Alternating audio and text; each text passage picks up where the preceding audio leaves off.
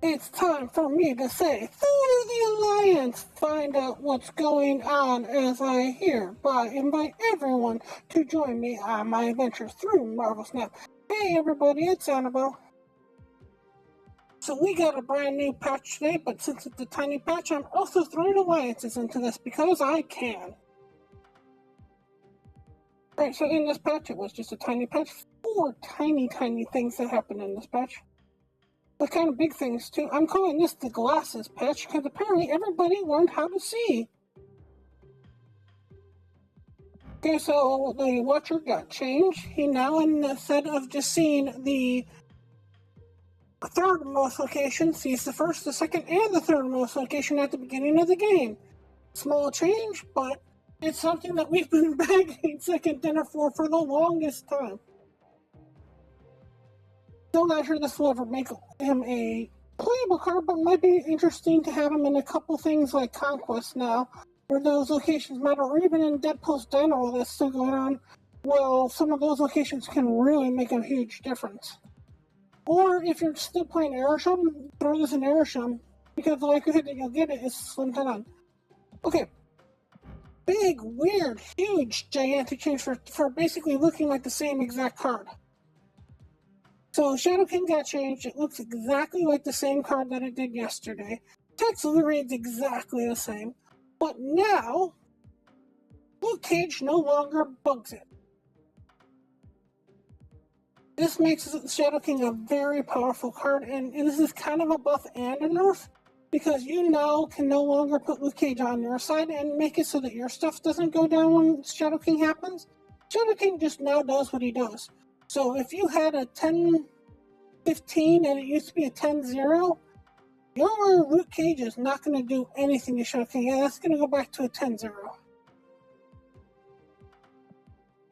Moon Knight got a change. It looks exactly the same, except now, instead of being able to discard a card at random, it got glasses and now can see the cards that it is, and will choose a even cost card to discard. This is actually a very big buff to Moon Knight, because now there is a way where you can play this down, and if you don't have any even cost cards in your hand, guess what? Your opponent just discards something if they've got an even cost card in their hand. So this is now almost a better version of Black Bolt, but a more restricted version of Black Bolt. I can see a world where you go Moon Knight and then you go Stature. And because Stature's on too. Just by those 2 cards alone, your opponent starts something. Maybe you play an all-odd deck. There's something nice about that one. Last but not least, Blink got glasses too. Blink can now see what's in your deck. I know that seems like she always could see what's in your deck, but now she can actually see what's in your deck. So before, when Blink happened and you did like a Mr. Negative on an Iron Man, if you played Blink on your last card was a 4, there was a chance it would grab the Iron Man since it saw the Iron Man as a 5, since that's where Iron Man originally began. But now, Blink will not catch that reversed Iron Man because it'll see it as the 0 and not as the 5. Those are all the changes that happened in the patch for the buffs and nerfs. Now there are a few other slight changes that happened. First of all, just while we have the chance, we're going to go here. The timer for your free credits is now on an 8-hour timer, not a 24-hour timer, but it's gone down to 25 credits. So if you get all 3 of them, you'll get 75 credits a day instead of 50 credits a day, but now you have to log in every 8 hours. Kind of a boo hiss in my opinion. Wish they would have just made it 75 overall. I don't think that would have punished them, but whatever. Right, so that's all that we have for those patch notes. Now on to the big patch note, and that's alliances. In case anybody wants to join an alliance, my alliance is currently up and running. It is just simply IMP or I.M.P. That stands for important, mature people. We're just a fun, interesting, silly little guild, alliance, whatever you want to call us. Now, I actually do like this, but there are some issues that I'm having with the alliance structure already. Now, some of this is just because I don't know everything so far, and some of this is because of stuff I already found out so far. Now, first of all, I was a little upset that if you logged in today earlier and you did some of these alliance quests, that the refresh was on Tuesday and you didn't get any credit for them. I get that you want it to be on Tuesday when everything else refreshes, because that makes the most sense. But at least for this first one, you could have let us have that extra hour, that extra day, that extra whatever, if anybody logged in early. Now, the next problem that I'm kind of having, and problems are strong word, because I actually do like this system so far, is that these 8 quests that you get down here are shared across your entire alliance. So if you perhaps take win 8 cube in a match, which might be easy for you to do, you might be taking away from somebody else where they might not be able to do another quest. I kind of wish these 8 quests were just my 8 quests, and there was a separate board or separate somewhere where I could hand a quest to somebody. I would love nothing more than if I could go to my members and basically press, like, let's say this person, and basically hit a button that says, like, here, have this quest, because I know you're not that high. You're not that high a collection level, so I know that a quest like,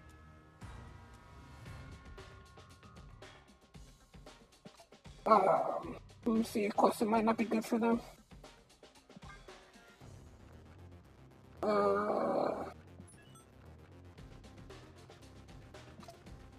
Discard 5 cards might not be good for them.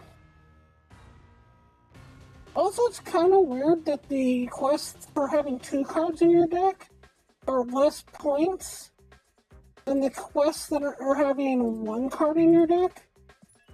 I understand that a lot of these 2 quest cards, and yes, you need both of these cards in your deck in order to get points for this quest. And even with doing that, you have to win 6 games with both of these cards in your deck. And that both of these are Series 3. And where this might be a Series 4 or Series 5 for the single card.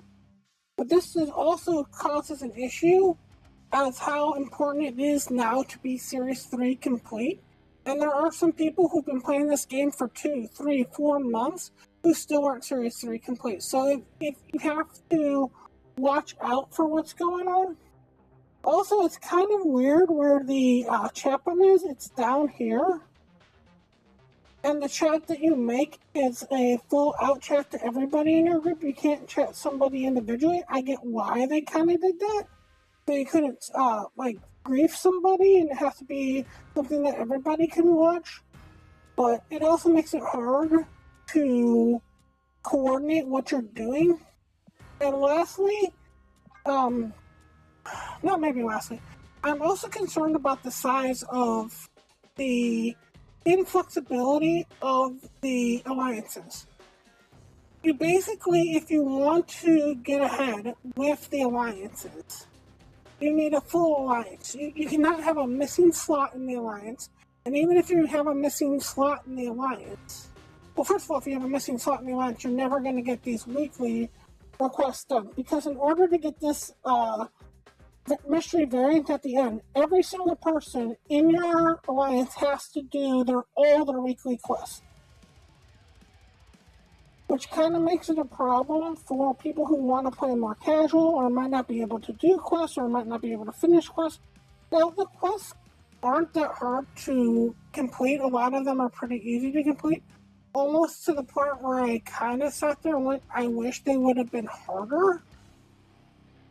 But it also is kind of weird that they didn't put any kind of slack or wiggle room, which makes it that if you're not going hard and if you're not having everybody put weight into this, you'll never get a mystery card unless somewhere down the road they make it so that after you do your daily rewards or your personal rewards, if you keep doing quests, you can still keep putting towards alliance wars. That might be nice for them to do.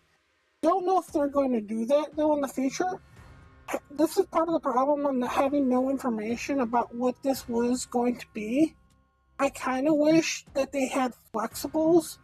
I get why you don't want it to be super low, like having a 5-person one out there. Like, I wouldn't want to have a 5-person alliance because then everyone's just going to make their own alliance and be done with it.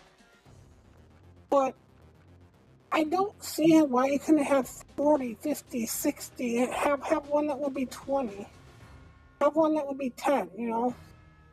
And also at this particular point, I'm not sure if all these add up together. Like, if you get up to 4,000 points, if you get 150 credits, or if you just get 100 credits. I kind of hope, to a certain degree, that you get all the boosters and all the credits. That'd be kind of nice, because then if you actually finish everything throughout the week, you kind of get enough between everything. Basically do one split when all is said and done. You have enough credits, because the credits end up being 350 credits altogether, which isn't bad for 155 as a normal split. So when you get 350, that's basically about 2 splits there. You're a little under 2 splits. 310 will be 2 splits, so you're getting 350. Hang on, 155 is 150 plus 150 is 300, and then 310. So you actually get enough for 2 splits if you get everything here. So it's not that bad here. Then you get one variant each week. But it's also not so important that you have to go balls to the wall to get this done, because if you miss out on basically about 350 credits and a mystery variant that's most likely going to be a pixel, and let's see here, 100, let's say 140, let's see, 140, 150, 155 boosters. It's not like you're going to be the saddest person in the world.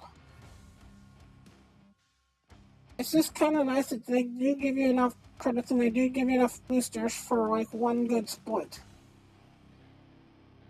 So every week you can take whatever card this is and basically split it once if all these boosters lined up correctly. So, as much as it's interesting on this, I would like to see a few tweaks on this and it'd be perfect. First of all, I'd love for my bounties to be my bounties. I'd love for these 8 bounties to be my bounty. I'd also like some way, some shape, some form to maybe re-roll my bounties in case I just don't like any of the bounties. Maybe once a day or once a week, or pay something to even re-roll them. Also, if for whatever reason you drop a bounty, you can only drop 3 bounties per week. That's kind of punishing for dropping a bounty, but again, a lot of these bounties aren't the hardest to complete. And if you don't have, like in my case, I do own Sebastian Shaw for this, but if you don't own Sebastian Shaw, you can't pick up the Sebastian Shaw quest. So you'll never be able to pick up a quest you can't complete. Other than that, I would like to see some way where they could have flexible alliance sizes. I'd like to see some small alliance sizes. I'd like to see some large alliance sizes. And besides that, I would like to see some way, some shape, some form where they could build in at least a little bit of slack for the game. So, because right now, it seems like this is purely built for the people who are going hard and heavy on this. And it doesn't need to be that much slack in it. Because right now, if you look at the game, you basically need about 572 points per day to stay on track, which isn't that hard. If you look at what I'm doing right now, this is 300, this is 400, this is 425. So another 150 for today, and I will be right on track. So that's basically doing about maybe 5 quests per day, so it's not impossible to do. It's not even that much of a time commitment. But I do wish there'd be some slack in here. Instead of this being all 30 people, maybe it only needs like 20 people to do it every day. Let it be a little bit more casual. Give out a little bit more rewards. Make everybody a little bit more happy. Make some guilds that can go bigger. Let some go 60 and let them keep this as the reward. Let a few people just be in your guild who are just in your guilds. On the chat side, make it so that if you trust somebody, you can private chat them. Maybe making it accept that, like, hey, I trust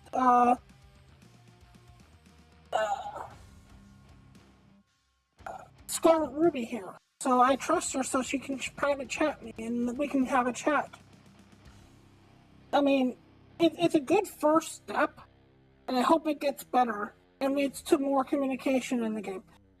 Anyways, I want to thank you all so much for watching, and as always, remember, play for fun.